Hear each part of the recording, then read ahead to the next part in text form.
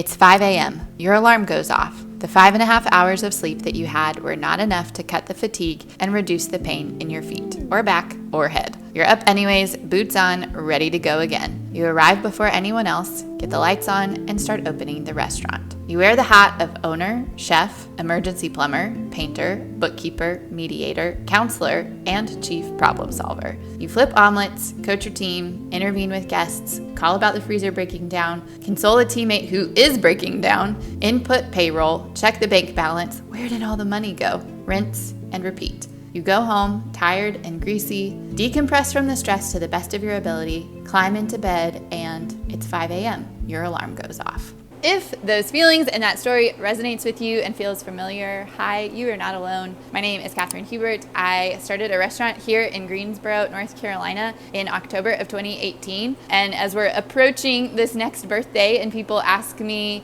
how old is your business? When did you start your restaurant? And I say we're gonna be 7 in October. The number one response that I get is, that's incredible. Most restaurants don't last that long. This, however, is not unique to the fact that we are turning 7 this year. When we were getting ready to turn 6, wow, that's incredible. Most restaurants don't last this long. When we turned 5, wow, you turned 5? That's unusual. Most restaurants don't make it to the 5-year mark. 4, wow, you made it past year 3. 3, wow, you made it past year 2. Most restaurants don't last to be 2 years old. It's been the story every single year since we opened, and sadly, that is the reality for restaurants. It's estimated that between 17 and 30% of restaurants close within that first year of business, and between 50 and 80% of restaurants don't make it past the 5-year mark.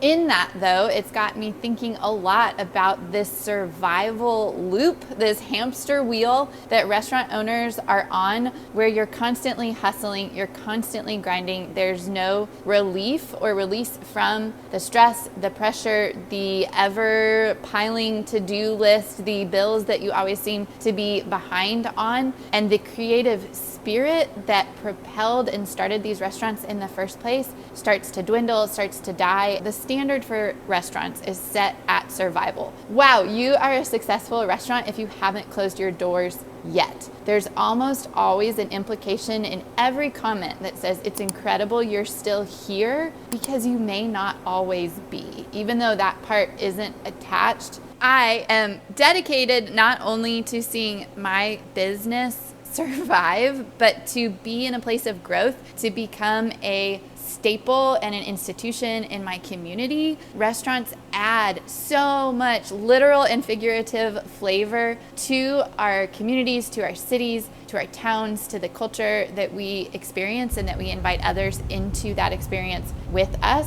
And so today, I'm here to help us break down 5 different things. Number 1, I'm going to talk about getting off the hamster wheel. Number 2, moving from survival mode to growth mode. Number 3, how to define your culture and live into it. Number 4, systemize the shit out of your restaurant. And number 5, why the customer is not always right and how to put your team first instead. So buckle up. This is going to be some straight talk, some real talk, some pain, and some experiences from my own life, but I'm going to breeze through it. Your time is important. I want to respect that. So let's cover as much as we can in the next 10 minutes. So number 1 is identifying the problem, that we are stuck on a hamster wheel. We are in that survival loop where all you can do is focus on the immediate next task at hand, which limits your ability to plan for, prepare for, or step into any kind of growth. You are stuck in the very present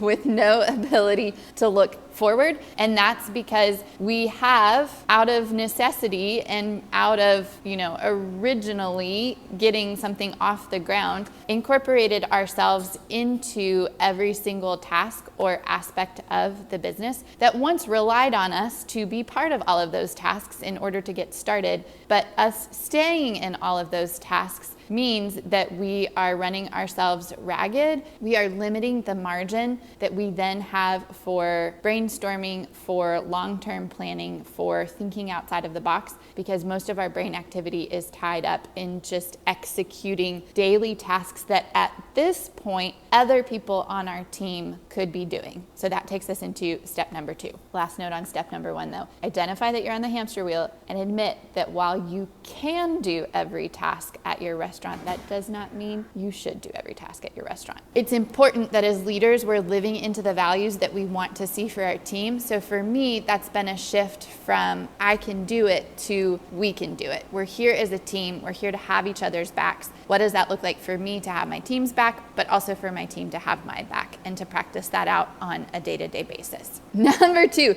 moving from that survival mode to that growth mode takes a shift in how we're approaching leadership. This is really important, and this is a big part of what 2025 has looked like for me as a business owner and a leader. Getting myself out of that space of I am doing all of the work with my team to I need to start making a plan for my team to be executing all of the work that they can be doing so that I am best freed up and established in a way to do the work that only I can do. Sounds easier than it is in practicality. So here are 3 steps that I've been practicing and have found useful in making that transition. Number 1 is leading by example. I inadvertently and accidentally established this standard for my business that I was the catch-all. If something needed to be done, if someone needed to stay late, if we needed a problem to be solved, I could do it. And yes, I could do it. But then that has put me into that hamster wheel and into that survival mode of when something needs to be done, let's pass it to Catherine. And it's not because my team doesn't care about me. It's not because they're not capable. It's because I set that tone initially. I set it initially because I was the one who had all of it in my head. I was the only one who knew the concept inside and out. And when I started my business, I had a team of 30 people and only 2 of us had ever worked in a restaurant before. So everybody was learning the industry, which meant that if anybody had a question about the industry, they went to the person who knew the industry, and that was me. But in that, over time, that set this pattern of we're following Catherine's example. She's the one who's got it. She's the one who picks it up. And so I've been having to actively practice handing that ball back to my team, getting involved in the things that are really important and that matter to me or that will set my team up for success, but then practicing that delegating and equipping them versus just taking it on myself. Number 2, accept vulnerability. Let your team see that you are a human who has needs, who needs their help. That's really important. I had a very difficult conversation with my team about a month ago where I laid it out straight and was like, hey guys, we are making ends meet, but we are just barely making ends meet. And I value my team, which for me means when someone needs to take a pay cut, I take that pay cut first. And I was like, but I have been doing that consistently and I will continue to do that for the sake of this team, but I need you to help me in these areas. And then I listed out all of the areas that I needed to see them help and support me. And the shift in our team and the work that we're doing together since that point has been significant. Lastly, number 3 is being a team that supports the mentality of a rising tide lifts all boats. So when we win together, we win together. It's not just a win for me and for my pockets, it's a win for everybody on our team. This summer, we have different sales goals for each month. So for July, August, and September. Number 3 is defining your culture and living into it on a daily basis. So one of the most important things that you can do for yourself and your team is understanding what your why is. Why are you doing the work that you're doing? Keep coming back to that. Let that be your grounding force. Let that be your gravity. Let that be the thing that recenters you. That's your North Star, your compass, whatever you want to call it. That's the thing that you should always come back to as your foundation. And you need to practice that on a daily basis. So for us, our why here at Chez Jeunesse is that we exist to change the way that our world both views and employs people with disabilities. If you didn't know that about us, hi, that's a big part of our model and what we're doing. But we're a restaurant. We have an integrated work team. 50% of my team is disabled, 50% of my team is non-disabled. And we are on a path to become the best brunch restaurant that we can be. We are fighting as a team to try to earn a Michelin star, and we're here to prove to the world that people with disabilities are not just capable of work, but they excel in it as well. So that's our why. That's why we're here. We're here to create community and belonging around the table, to break down barriers. But everything that we do always points back to that identity. So we know who we are. We live out of it. We practice it on a daily basis. You need to have a solid sense of who you are and why you're doing what you're doing, and to communicate that to your team. Number 4 is to systemize the shit out of your business. I love systems. I love efficiency. I love productivity. There's, I think, an idea sometimes that systems can be really confining and that limit your creativity. That is not true. I'm here to dispel that myth. Systems and having things structured and organized provides so much more freedom, because you're not wasting brain space and time every day trying to rethink how to do the same thing. You figure out something that works, you put it into a system. For us, that means a lot of checklists, a lot of visual aids, a lot of things that are posted up in the restaurant or that are on clipboards that people can easily reference, so that we go through the same steps and the same process every day when we're training people. They're getting all of that information so that we're all doing, no matter who's here, we're doing the same things the same way every day. And then the caveat to that is reevaluate your systems on a regular basis. So create your systems. Those will benefit you greatly and will free up so much time. As the lazy genius would say, decide once what works for you, decide it, put it into motion, follow it through, stop thinking about it until periodically you revisit those systems and you think about them. Number 5, and lastly, as we're wrapping this up, this one is important, and maybe it's the French restaurant in me. I've done such a bad job introducing my restaurant in this video. I have a French-inspired cafe because I lived in France, and I love French food and French culture and the spirit of service and hospitality it brings. All that to be said, I embody the French mentality of the customer is not always right. American service culture can suck it in this department. It is not a helpful mindset to have. We need to treat restaurants like the business and the service that they are, which means a customer pays for a product, they receive that product. They do not purchase the server, the business, the system, the procedure. That is off limits. They simply get the product. Yes, we are here to provide a quality service and a quality product, but that is it. That is the boundary. I think restaurants in general need to have better boundaries. It's going to piss some people off, and it does. Those aren't the people that I really want to be my guests anyways. So it's inconvenient and it's hard in the moment, but in the long run, it makes for better guest and better team and work culture as a whole. We're here to be treated with respect and kindness. We are here to treat you with respect and kindness, but if you cannot extend that same generosity and quality towards us, then I'm sorry, this isn't going to be your place of business. We need, as a team, to be able to show up to work, engage in, and enjoy the work that we're doing, because people are so important to us. That's why we're here. We love people.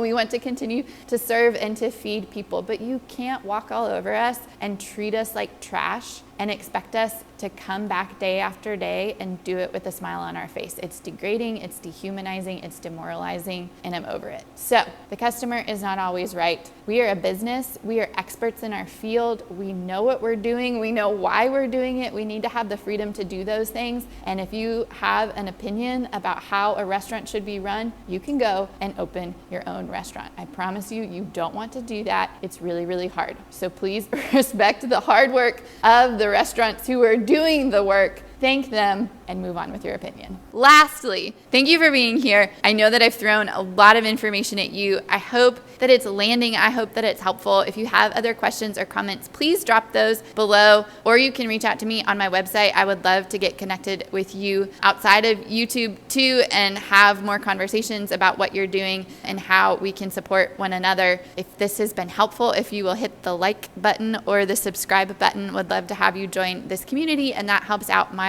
business as well. But as I close out, I just want to say, don't resent your dream. don't get to a place where you feel chained to your business and the thing that you dreamed of, the thing that you love, the thing that you've poured your time and your life and your heart and your blood and your sweat and your tears into become the thing that you start to hate because of how confining it is, because of how it has impacted or limited the quality of life that you have. One of the hardest things that I have done this year is get to a place of recognizing I don't have to do this forever. I love it. I want to do it for a long time. I want to change the way that restaurant culture looks. I don't want us to just be fighting for survival. I want us to be in a place where we are strong, where we are pivotal in our communities, where our cities can't imagine being there without us. I want to see the quality of life for restaurant workers and employees change, and I'm part of a movement that is trying to do that. However, I also only have one life, and that's important to me, and I want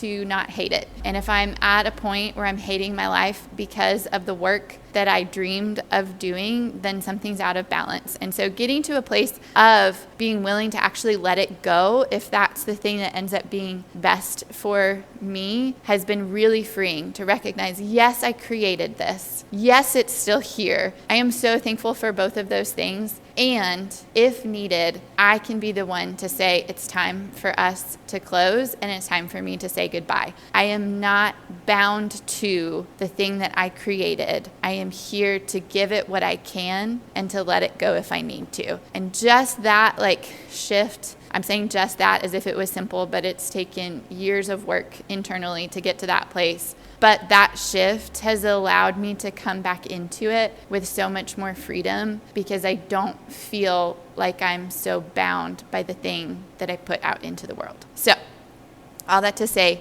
you will have to do your own work and your own processing and come to your own conclusions. But I encourage you to not be in a place where you resent the work that you've worked so hard for and that so many other people benefit from and enjoy and get to experience. I hope that you find ways to take time to do all of those things for yourself as well. That's it. Thank you. Hi. Thanks for being here. I hope that you'll continue along in this journey, and I'll catch you next time.